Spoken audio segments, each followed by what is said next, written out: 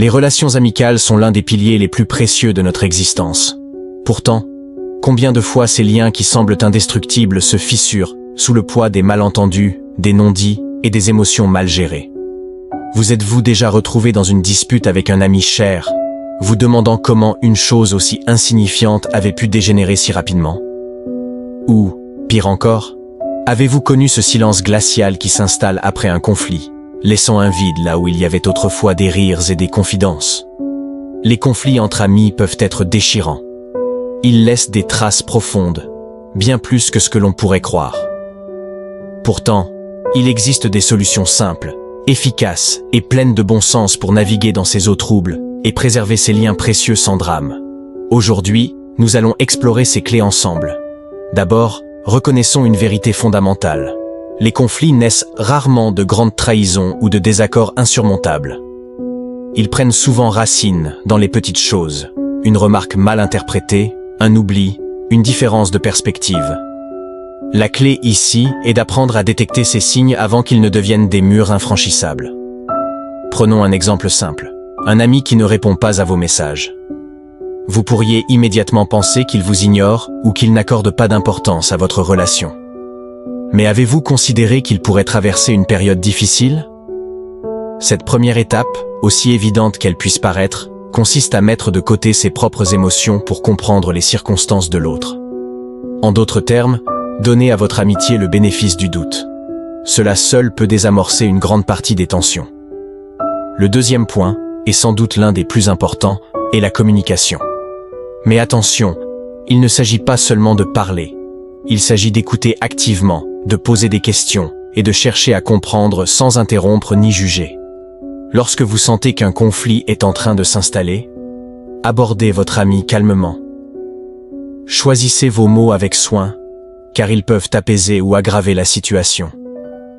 Par exemple, au lieu de dire « Tu ne fais jamais attention à ce que je ressens », essayez. Parfois, j'ai l'impression que mes sentiments passent au second plan, et cela me blesse. Cette formulation met l'accent sur vos propres émotions, plutôt que d'accuser l'autre, ce qui réduit considérablement les chances de confrontation. Parlons maintenant de l'importance de la gestion des émotions. Lorsqu'un conflit éclate, il est facile de se laisser remporter par la colère, la tristesse ou même le ressentiment. Pourtant, ces émotions, si elles ne sont pas maîtrisées, peuvent rapidement transformer une simple divergence en un fossé infranchissable. La prochaine fois que vous sentez votre colère monter, prenez une pause. Respirez profondément. Éloignez-vous si nécessaire et revenez à la conversation une fois que vous vous sentez plus calme. Cela ne signifie pas réprimer vos émotions, mais plutôt les canaliser de manière constructive. Une phrase aussi simple que « Je suis bouleversé en ce moment et j'ai besoin de quelques minutes pour réfléchir » peut faire toute la différence. Ensuite, il est crucial de se concentrer sur la solution plutôt que sur le problème. Trop souvent, lors d'un conflit, nous restons fixés sur ce qui s'est mal passé, en répétant les mêmes griefs encore et encore. Mais cela ne mène nulle part. Demandez-vous plutôt, que pouvons-nous faire pour que cela ne se reproduise pas? Cette question change immédiatement la dynamique. Elle transforme le conflit en une opportunité de renforcement de votre lien. Prenons un exemple. Si vous avez eu une dispute parce que l'un de vous a oublié un rendez-vous important, proposez d'instaurer un rappel mutuel ou de partager un calendrier. Cela montre non seulement que vous êtes prêt à aller de l'avant, mais aussi que vous êtes engagé à renforcer votre amitié. Un autre aspect souvent négligé est le respect des différences. Chaque personne a une vision du monde unique, façonnée par ses expériences, ses valeurs et sa personnalité. Ce qui semble évident pour vous peut ne pas l'être pour votre ami, et vice-versa. Apprendre à accepter ces différences, au lieu de chercher à les effacer, est un signe de maturité émotionnelle. Cela ne signifie pas que vous devez toujours être d'accord, mais simplement que vous respectez le droit de votre ami à voir les choses différemment. En cultivant cette acceptation, vous réduisez non seulement les risques de conflit, mais vous enrichissez également votre relation. Bien entendu, parfois, malgré tous vos efforts, un conflit peut sembler impossible à résoudre sur le moment. Dans ces situations, il est essentiel de savoir quand faire preuve de patience et donner à l'autre de l'espace. Forcer une résolution immédiate peut souvent aggraver les choses. Donnez à votre ami le temps de digérer ses émotions et à vous-même l'occasion de réfléchir à la situation avec recul. Un simple message comme « Je tiens beaucoup à notre amitié et je suis là quand tu seras prêt à en parler » peut ouvrir la voie à une réconciliation sans pression. Enfin, n'oublions pas l'importance des excuses sincères. Dire « désolé » n'est pas une faiblesse. C'est un acte de courage et d'humilité. Mais une excuse doit toujours être authentique. Elle ne doit pas être accompagnée de justifications ou d'excuses qui minimisent votre responsabilité. Une phrase comme « Je suis vraiment désolé pour ce que j'ai dit. C'était blessant.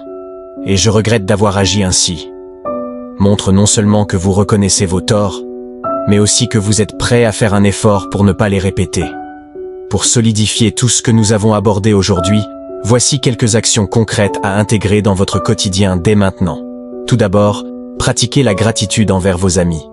Envoyez-leur un message de temps en temps pour leur dire à quel point vous les appréciez.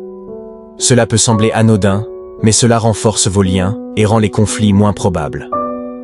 Ensuite, mettez en place un rituel régulier pour entretenir vos relations, comme un appel hebdomadaire ou une sortie mensuelle. Enfin, soyez toujours attentifs à leurs besoins et signalez les vôtres de manière claire et respectueuse. N'oubliez pas que chaque amitié est unique. Ce qui fonctionne pour l'une peut ne pas convenir à une autre.